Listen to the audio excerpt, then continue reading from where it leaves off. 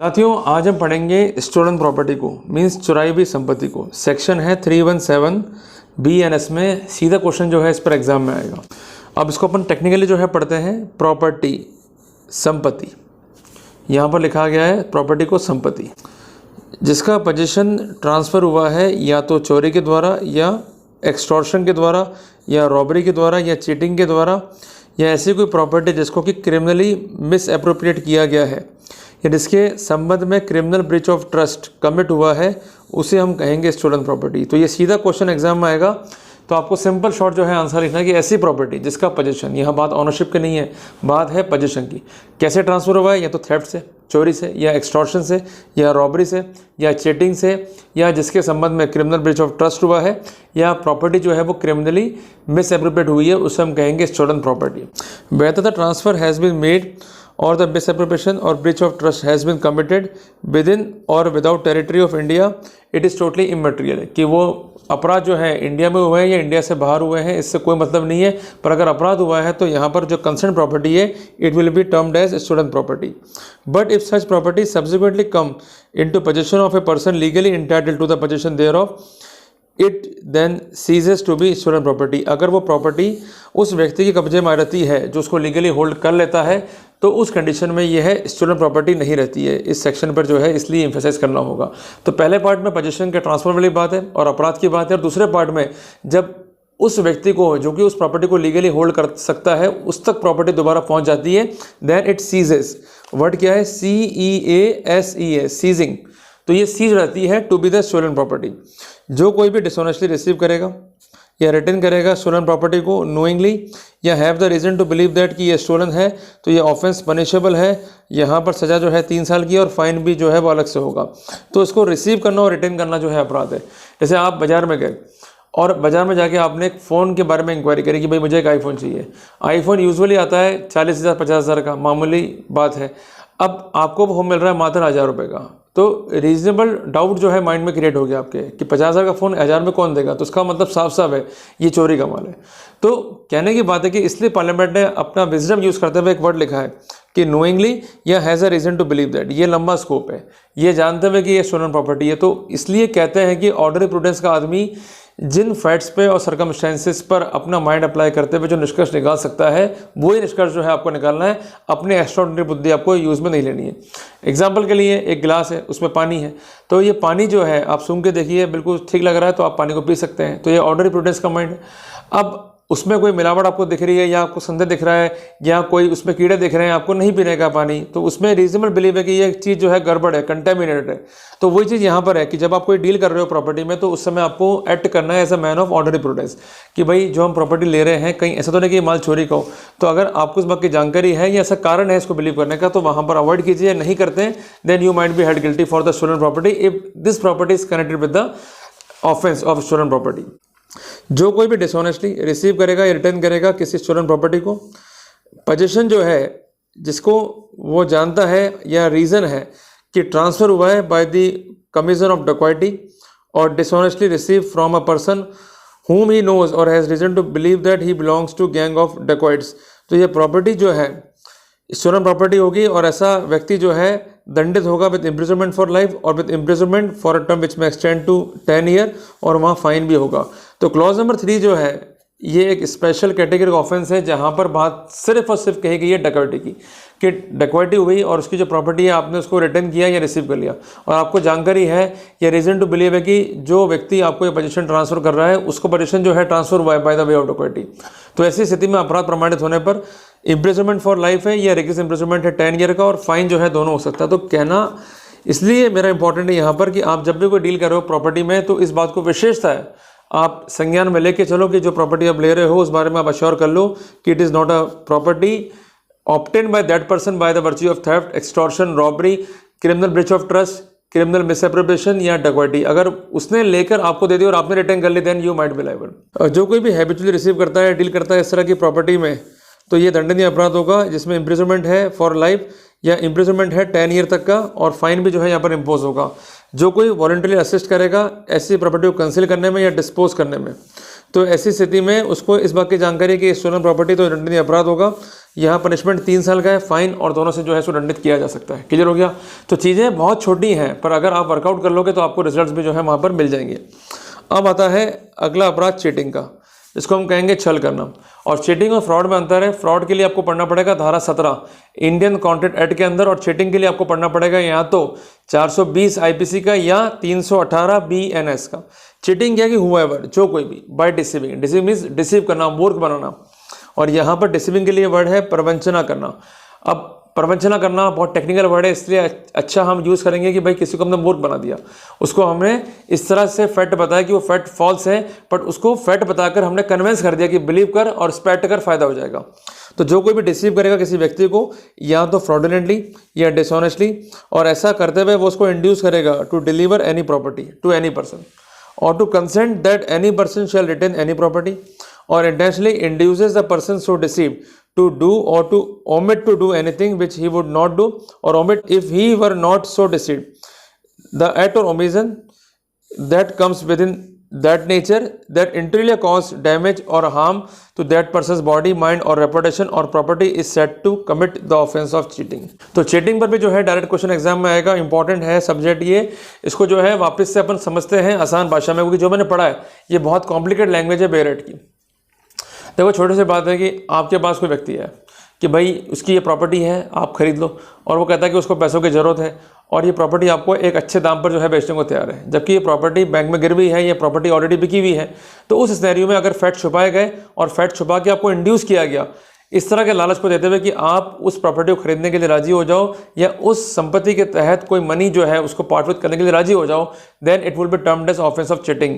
और ये जो डेफिनेशन यहाँ पर है या जो स्टैट्यूटरी प्रोविजंस है, इसको और अच्छा समझने के लिए हम जो एग्जाम्पल कानून में है उसको पहले देखते हैं, उसके लाइट में वापस से जो है हम कानून को पढ़ेंगे।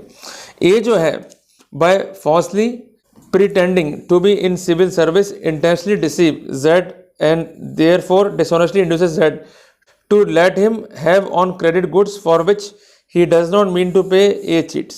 इसको छोटा सा अपन वापस से समझते हैं एग्जाम्पल को, जो यहाँ पर एग्जाम्पल दिया गया। हालांकि ये एग्जाम्पल जो है जो लोक सेवक है उनकी इज्जत को नाश करने वाला है, क्योंकि यहाँ पर ऐसा एग्जाम्पल दिया गया है जिसके तहत ए बी से कहता है कि मैं एक सिविल सर्वेंट हूँ, जबकि ए को इस बात की जानकारी कि वो सिविल सर्वेंट नहीं है, पर ऐसा विश्वास दिलाता है कि मैं सिविल सर्वेंट हूँ, मुझे आप उधार माल दे सकते हो। और उधार माल के अगेंस्ट में उसकी नीयत क्या है कि उसको पैसा चुकाना नहीं है। तो ऐसे सिनेरियो में यदि ए बी को कोई माल देता है तो निश्चित तौर पर यहाँ पर ए जो है वो गिल्टी होगा यदि वो पैसे नहीं चुकाता है। तो ये यहाँ पर लिखा गया। बट ये एग्जाम्पल बहुत डिफेक्टिव है, क्योंकि सिविल लेन देन के मामले जो है किसी भी रूप में चीटिंग की परिभाषा में आते नहीं है। उसके बावजूद पार्लियामेंट ने इसको जो है यहाँ पर लिख दिया, पता नहीं क्यों लिख दिया, बड़ी हैरानी की बात है। उधार वर्ड, गुड्स ऑन क्रेडिट, ये चीज़ें यहाँ पर नहीं होनी चाहिए। दूसरी बात, लोक सेवक कभी भी जो है लोगों को चीट नहीं करते हैं, ये बात मान के चलिएगा, क्योंकि उनकी एक डिग्निटी है और इसके अलावा वो लोग गवर्नेंस सीसी रूल्स है। रूल नंबर 3 वो कहता है कि अगर ये लोग मिसकंडक्ट करेंगे, लोगों को उधार देंगे या लोगों से उधार लेके पैसा खा जाएंगे, तो डिपार्टमेंटल एक्शन ही इतना कड़क है कि आपको जरूरत ही नहीं है बीएनएस की, आईपीसी की।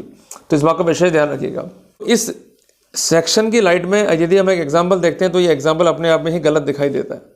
क्लियर है।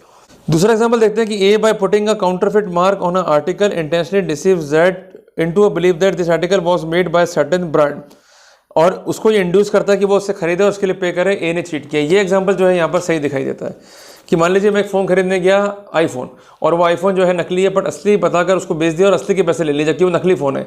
तो ये एग्जाम्पल है चीटिंग का। तो उस लाइट में, इस एग्जाम्पल के लाइट में हम वापस से जो है परिभाषा को देखते हैं। क्लियर है। फिर कुछ एग्जाम्पल इसमें और भी, उसको फिर हम देखेंगे। पहला एलिमेंट क्या कि जो कोई भी। दूसरा है डिसीव करना। डिसीव मतलब उसको चीट करना। चीट को हम और इजी कर सकते हैं मूर्ख बनाना।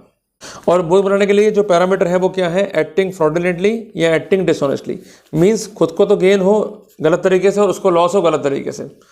ऐसा करके आपने किसी को इंड्यूस किया जो डिसीव हो गया टू डिलीवर एनी प्रॉपर्टी। यहाँ पर मनी है तो अपन यहाँ के लिखेंगे to induce any person to pay for any property. Clear है। और to consent that any person shall retain any property. उसको डिसीव इस तरह से किया कि कोई व्यक्ति उस प्रॉपर्टी को रिटेन कर ले। उदाहरण के लिए आपने बी से कहा कि मैं जो है इस शहर में नया आया हूँ और आपका टीचर हूँ, तो इस प्रॉपर्टी को या कोई बुक को या कोई वैल्यूएबल आर्टिकल को मुझे दे दीजिए, मैं संभाल के रखूँगा और आप चिंता मत कीजिए, मेरा पर्पस होते ही मैं आपको जो है लौटा दूंगा।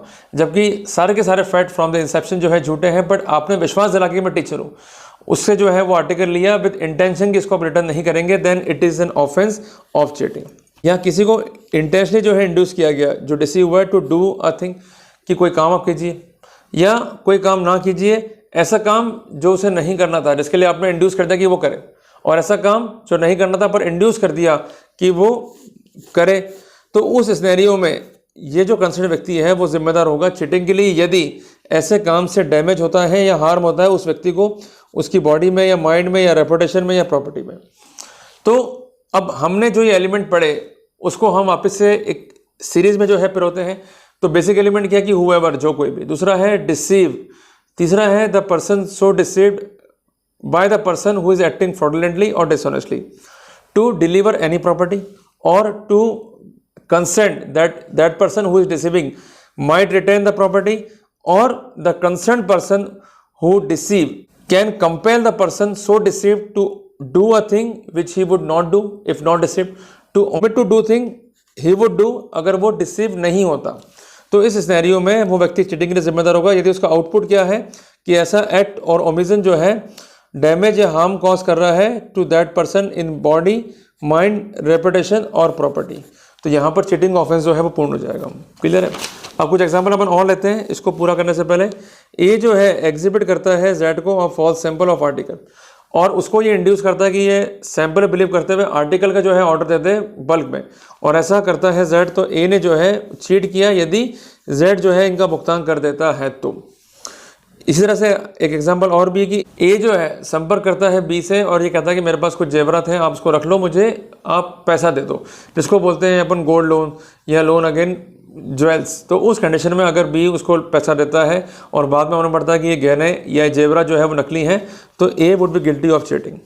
अब ए जो है इंटेंशनली डिसीव करता है जेड को into a believe that A mean to repay any money that Z में lend to him and thereby induces Z to lend a money A not intending to repay A cheat. पर एक बात का ध्यान रखिएगा sir कि यदि आप किसी को उधार दे रहे हो, उधार का पैसा अगला नहीं दे रहा है, then it would not be a cheating. इसमें गाइडलाइंस है सुप्रीम कोर्ट की, उसके बाद भी इसको एज एग्जांपल रखा गया है, पता नहीं क्यों, पर ये बात पे जो है विशेष आप जोर रखिएगा। दूसरा है चीटिंग के लिए अपराध। तो यहाँ पर जो पनिशमेंट है वो है 3 साल का, और फाइन जो है दोनों से जो है वो व्यक्ति दंडित किया जाएगा। जो कोई भी चीट करेगा with knowledge that he is likely thereby to cause wrongful loss to a person whose interest in the transaction to which the cheating relate he was bound either by law or by legal contract to protect shall be punished with imprisonment for a term which may extend to 5 years or with fine or with both। कि जो कोई भी किसी व्यक्ति को cheating करेगा और उस ट्रांजेक्शन को वो हिट करेगा जिसमें वो लीगली बाउंड है उस व्यक्ति के इंटरेस्ट को प्रोटेक्ट करने के लिए, तो वहाँ पर व्यक्ति जिम्मेदार होगा। उदाहरण के लिए आप एक कार देने गए और वो कार जो है डिफेक्टिव है, ये जानकारी है शोरूम के ऑनर को, तब भी उसने कार बेच दी आपको। उसकी ड्यूटी कहती है आपके इंटरेस्ट को करने की प्रोटेक्ट, जबकि उसने ऐसा नहीं करा तो अपराध प्रमाणित होने पर सजा कितनी है? 5 साल की। तो वहाँ 318 सब क्लॉज 3 जो है अप्लाई होगा। Whoever cheat and thereby dishonestly induce a person so deceived to deliver any property to any person और to make alter destroy the whole or any part of valuable security or anything which is signed or sealed or which is capable of being converted into valuable security shall be punished with imprisonment which may extend to 7 years and shall also liable to fine। तो यहाँ पर हम better example क्या लेंगे? किसी व्यक्ति को induce किया गया कि आप किसी प्रॉपर्टी को डिलीवर कर दो या किसी ऐसे डॉक्यूमेंट को डिलीवर कर दो जिसको वैल्यूएबल सिक्योरिटी में कन्वर्ट कर सकते हैं, या तो कंप्लीटली या पार्टली, या ऐसा कोई डॉक्यूमेंट जो साइंड है और सील्ड है जिसको वैल्यूएबल सिक्योरिटी में कन्वर्ट कर सकते हैं, उसको ले लिया इन कॉन्सिक्वेंस ऑफ चीटिंग। और चीटिंग क्या है? वाइल एक्टिंग डिसऑनेस्टली, फ्रॉडुलेंटली और मैलिशियसली। तो उस कंडीशन में आपने अगले को जो है रॉन्गफुल लॉस कॉज कर दिया, तो आपकी जो है वहाँ पर जिम्मेदारी बनेगी। अब इस चीज़ को समझने के लिए हम एक छोटा सा जो है यहाँ पर एक एग्जाम्पल लेंगे कि ए ने बी से कहा कि मैं आपको जो है एक व्यापार जो है खुलवा दूंगा और आपको शहर में जो है जगह अच्छी ले दूंगा, पर इसके लिए मुझे आप कमीशन दो और पैसों का जो है इंतजाम रखो। अल्टीमेटली वो ज़मीन दिखाता है, पर वो ज़मीन जो है सरकारी है, और सरकारी ज़मीन दिखाते हुए उसको ये इंड्यूस करता है कि भाई ये ज़मीन जो है मेरी खुद की है और ये ज़मीन के मैंने पेपर जो है मतलब रेडी कर रखे हैं, वेरीफाई कर सकते हो, और हर जगह उसका मैनेजमेंट है ए का। तो ऐसा कहते हुए वो बी को इंड्यूस करता है कि भाई ये ज़मीन जो है बहुत ही प्रॉफिटेबल है और यहाँ पर इन्वेस्टमेंट करके एक अच्छी दुकान जो है वो खड़ी कर सकता है और चला सकता है। बी जो है सारे प्रोटोकॉल्स को लेते हुए विश्वास करता है ए के ऊपर और सारा का सारा पैसा जो है दे देता है ए को, और अल्टीमेटली मालूम पड़ता है कि ये लैंड जो है सरकारी है। तो यहाँ पर इनिशियली क्या हुआ, वो डिसीड हुआ, उसके बाद वो चीट हुआ, उसके बाद उसने क्या करा, वैल्यूएबल्स जो है डिलीवर कर दिए, और उसके तहत जो है जो उसको आउटकम मिला या आउटपुट मिला वो उस क्वालिटी का नहीं है या उस नेचर का नहीं है जो उसको मिलना चाहिए था इन रियलिटी। क्योंकि इन रियलिटी तो ये प्रॉपर्टी ट्रांसफर हो जानी चाहिए थी, पर चूंकि सरकारी प्रॉपर्टी ये ट्रांसफर नहीं हो सकती थी, पर उस प्रॉपर्टी को अपना बताकर ए ने जो है इसको बेचा है, then A would be guilty of the offence of cheating. और इसके अलावा इसमें सेकंड पार्ट है कि किसी वैल्यूएबल सिक्योरिटी के संबंध में इंड्यूस करना कि भाई आप जो है हमसे एग्रीमेंट कर लो या हमें जो है ये डॉक्यूमेंट दे दो और इससे हम कोई नया जो है इन्वेस्टमेंट्स करेंगे और आपको जो है फ़ायदा पहुंचाएंगे। उदाहरण के लिए आपने किसी का डॉक्यूमेंट ले लिया जो उसका वैल्यूएबल सिक्योरिटी मींस डॉक्यूमेंट जो कि संबंधित है मालिकाना हक से, और ये कहा कि हम इस डॉक्यूमेंट को बैंक में रखे गिरवी, इससे हम लोन लेंगे और उस लोन से एक बिल्डिंग कंस्ट्रक्ट करेंगे और उसमें लोगों को जो है किराए पे जाके जो है किराया कमाएंगे, जबकि आपने वो डॉक्यूमेंट लेकर उसमें कोई ऐसा डॉक्यूमेंट कर लिया एग्जीक्यूट जिससे आपने राइट जो है खत्म कर दिए उसके उस व्यक्ति के। तो ऐसे सिनेरियो में जो व्यक्ति डिसीव हुआ है ऐसे कॉन्सिक्वेंटल में और उसने जो डॉक्यूमेंट्स आपको पार्ट विद करें जिसको आपने डिस्ट्रॉय कर दिया या अल्टर कर दिया किसी नए डॉक्यूमेंट में by making a new valuable security, तो in that scenario it is a serious offence. तो वहाँ पर पनिशमेंट जो है 7 ईयर का है और वहाँ पर फाइन भी जो है इम्पोज होगा। तो ये मोटा मोटा अध्याय जो है हमने यहाँ पर खत्म करा चीटिंग का।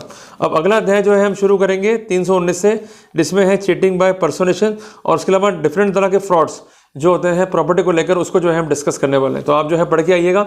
और अभी चूंकि हम थ्योरेटिकल पढ़ रहे हैं इसलिए अभी मैं कुछ प्रैक्टिकल चीज़ें यहाँ डिस्कस नहीं कर रहा हूँ। अगर प्रैक्टिकल पढ़ना है तो आपको 10 बजे आप आ जाओ, जहाँ पर मैं डिस्कस करता हूँ प्रैक्टिकल अध्याय को, ताकि आपको चीज़ समझ में आएगी और वर्कआउट करने में जो है काफ़ी आपको ईजी रहेगा कि जब हम लड़ रहे हैं डिफेंस के एंगल से तो हम कैसे जो है इंटरेस्ट प्रोटेक्ट करें उन व्यक्तियों का which are about to be falsely implicated in the crime. Clear है? तो घबराने का नहीं है, समझना है, पढ़ना है। अभी तो एग्जाम पास करना है, और जब वकील बनने की स्थिति में आ जाओगे, पढ़ने का और शौक है, then come on the practical sessions as well. ठीक है जी, तो जल्दी मिलते हैं एक नए टॉपिक के साथ। टिल देन जय हिंद, जय भारत।